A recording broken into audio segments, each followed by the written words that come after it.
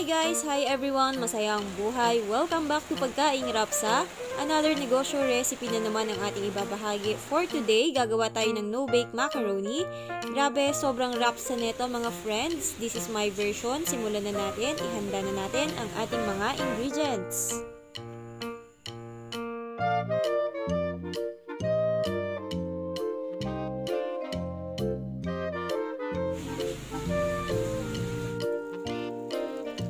So, simulan na natin. Ang una natin gagawin ay lulutuin muna natin ang ating spaghetti sauce. So, sobrang dali lang nito. Usual lang na pagluluto natin ng spaghetti sauce. So, sa isang kawali ay naglagay lang tayo ng mantika at para mas maging malinamnam or buttery ang ating spaghetti ay naglagay tayo ng konting butter. So, medyo mumurahing butter lang yung ginamit natin.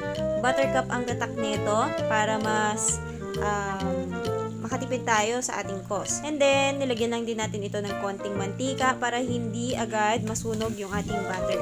So, once melted na yung ating butter, pwede na to. Pwede na natin ilagay ang ating bawang at sibuyas. So, igisa lang natin ito. And actually, mas gusto ko sa ating spaghetti ay maraming bawang. So, pwede namang konti, pwede namang marami. Depende yan sa gusto ninyo. Pero ako gusto ko yung mas maraming bawang and sibuyas kasi mas lumalabas lalo yung sarap ng ating recipe. So, medyo papapulahin lang natin ito pero huwag nating susunugin. Ayan. So, after nito ay pwede na nating isunod ang ating sibuyas.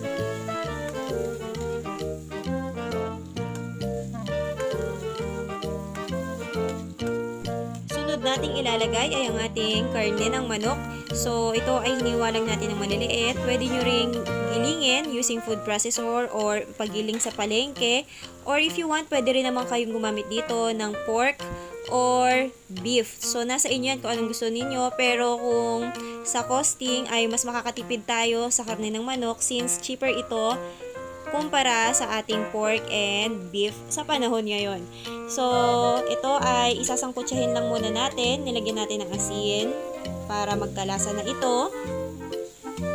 So, ito ay kalahating kilo ng manok. Pwede nyo namang dagdagan, pwede nyo namang bawasan. Pero sa akin, yung kalahating kilo ng manok na ito ay tamang-tama lang sa ating 1 kilo of macaroni na gagamitin mamaya.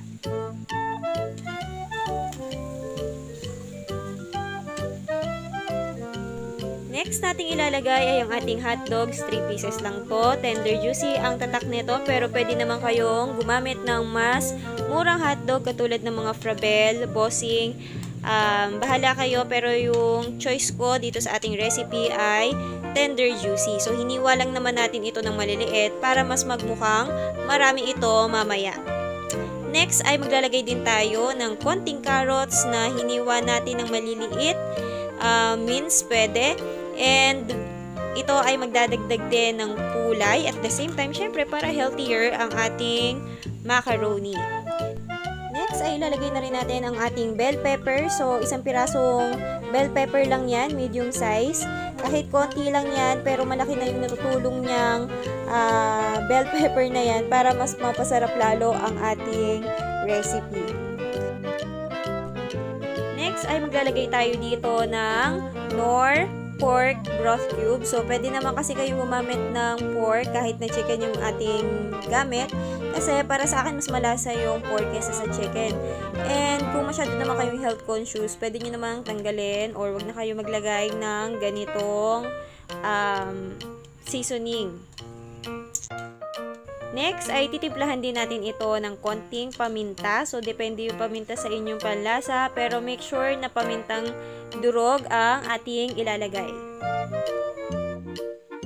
And next, para mas lalong maging special pa ang ating no-bake macaroni, maglalagay din tayo dito ng konting mushroom. So, pieces and stem. At ito ay kalahating lata lamang ng 284 grams Jolly mushroom.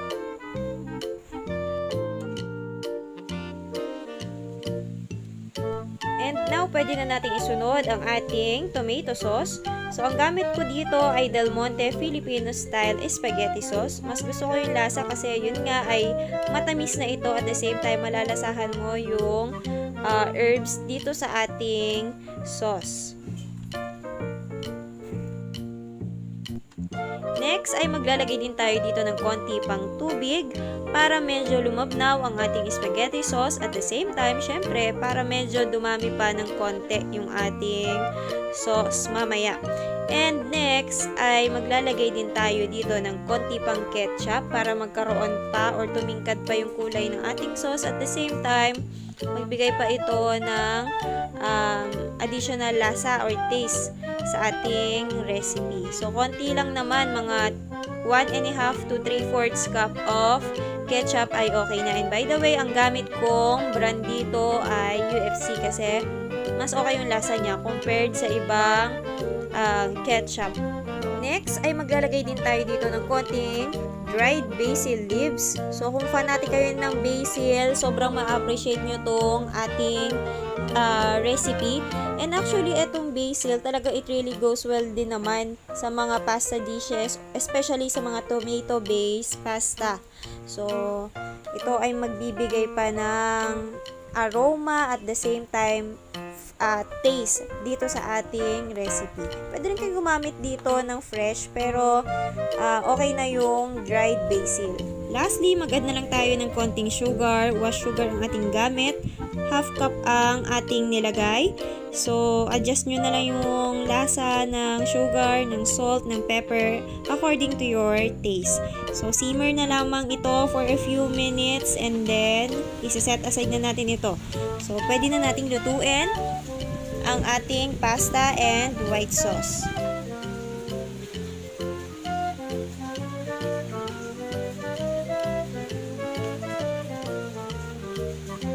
Next ay lulutuin na natin ang ating elbow macaroni. So, sa pagluluto ng pasta, kailangan lamang ay maglagay tayo ng konting mantika at asin para magkaroon ito ng lasa, at ang mantika naman ay para mamaya hindi ito magdikit-dikit. So, ang gamit nating macaroni dito ay tig 50 pesos lamang. Nabili natin dito sa palengke, 1 kilo. So, mumurahin. Pero yung lasa naman or yung firmness naman ay hindi naman din nagkakalayo sa ibang macaroni na branded. So, nasa tamang pagluluto lamang. Basta babantayan mo yung iyong macaroni, makukuha mo yung gusto mong firmness ng iyong pasta.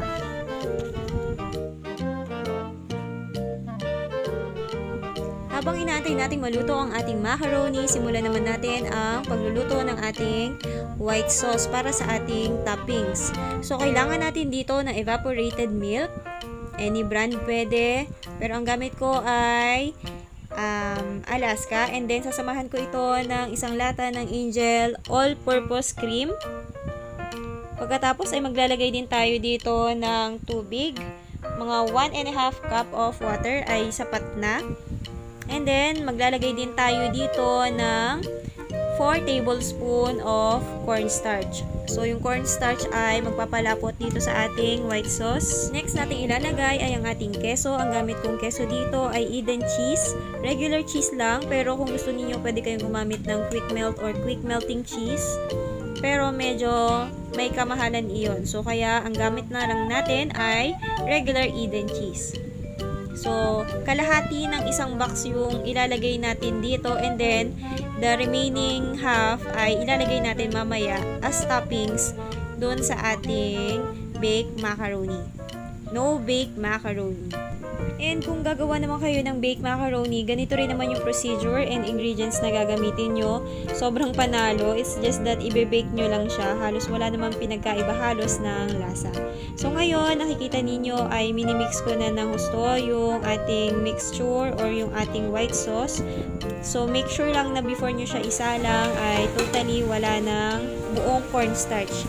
Ayan, naglagay din tayo dito ng konting butter. So, yung butter ang magbibigay pa ng additional rapsang lasa dito sa ating white sauce. And pwede nyo itong tikman kung medyo natatabangan kayo ng konti sa inyong white sauce. Pwede nyo patakan ng konting asin. Pero yung Eden cheese na kasi ay medyo maalat ng konti yung lasa. Kaya konting asin lang yung ilalagay ninyo.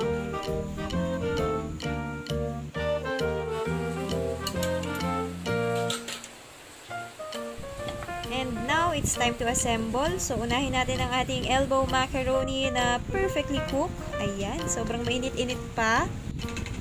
Lagay lang natin dito sa ating mixing bowl. So, tamang-tama lang yung pagkakaluto natin. Hindi siya durog or hindi siya overcook at hindi rin naman matigas. So, kumbaga ito ay tinatawag nating al dente cook. Isali na natin ang ating spaghetti sauce. Sobrang sarap nito mga friends. Promise, hindi ko kayo niloloko. Sana matry nyo itong ating version ng no-bake macaroni. Ayan. So, kitang-kita nyo naman ang dami nating ingredients na nilagay. Pero don't worry. Kung naisip ninyo na baka hindi ka na tumubo dahil ang daming ingredients, you'll see later na talaga namang pwede itong pagkakitaan. And para sa akin, hindi natin po kailangang tipirin ang ating sangkap. Basta, samahan lang natin ng konting diskarte. Katulad ng ginagawa ko, marami kong nalagay na ingredients, iba-iba. Pero, binabawasan ko na lang yung quantity nito. Like, for example, hinihiwa lang natin ito ng maliliit. And another tip, pumili kayo or maghanap kayo ng supplier or tindahan na kung saan makakabili kayo ng murang ingredients.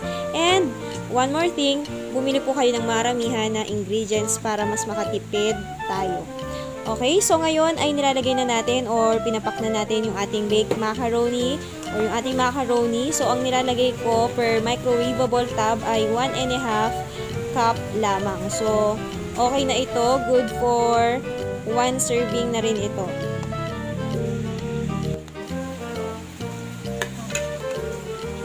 Para naman sa ating white sauce, naglalagay lang ako ng isang sandok na itong gamit ko. And pwede nyo dagdagan, pwede nyo bawasan. Pero itong ganitong karami ay saktong-sakto na. And actually, itong white sauce, medyo may susobra pa dito ng konti. So, dito sa ating batch na ginawa, makakagawa tayo dito ng until 17 microwavable tubs of no-bake macaroni. And pagkatapos nito ay pwede na natin itong lagyan ng keso sa ibabaw. So, ang gamit nating keso ay Eden cheese. Ito yung natira kanina noong gumawa tayo ng white sauce. So, pwede nyo dagdagan, pwede namang medyo kontian nyo na lang yung cheese kasi yung ating no-bake macaroni ay sobrang ma-cheesy na, buttery, and promise, sobrang sarap nito guys. Kaya sana matry nyo ito. Hindi tayo nagyayabang dito sa part na to. Talagang panalo. Pwedeng ipagyabang sa mga customers mo and talaga namang pwedeng balik-balikan sa abot kayang halaga. Pero magkano nga ba ang ating nagastos sa ating recipe for today? Let's check! Ang presyo ng mga ingredients ay maaaring magbago depende sa lugar kung saan nyo ito binili. Ang ating cost of ingredients kasama ng ating packaging ay inabot ng 438 pesos. Sasamahan ko ito ng 10 pesos para sa ating tubig at gasol, 50 pesos naman para sa ating pagod at hirap. Ito ay may total na 498 pesos.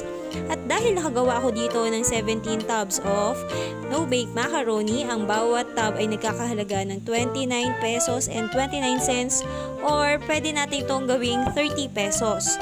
So ito naman ay maaari nating ibenta ng 50 to 80 pesos and tayo ay maaaring tumubo dito ng mula 340 to 850 pesos kapag nabenta natin ang 17 tubs of no-bake macaroni. So, hindi nalugi yung iyong mga buyers or customers sa lasa ng ating produkto. And kitang-kita nyo naman kanina kung ano yung mga ingredients na nilagay natin, hindi natin masyadong tinipid. So, disclaimer lang din po, ang aking pagko-costing ay guide lamang, nasa inyo pa rin yan kung paano nyo hahalagahan ang inyong produkto. So, sana po nakatulong sa inyo ang video na ito. Please do like, comment, subscribe kung hindi pa kayo nakasubscribe para po lagi kayong updated sa ating mga susunod na upload. Thank you so much for watching. Happy cooking and happy selling. Bye! Stay safe everyone!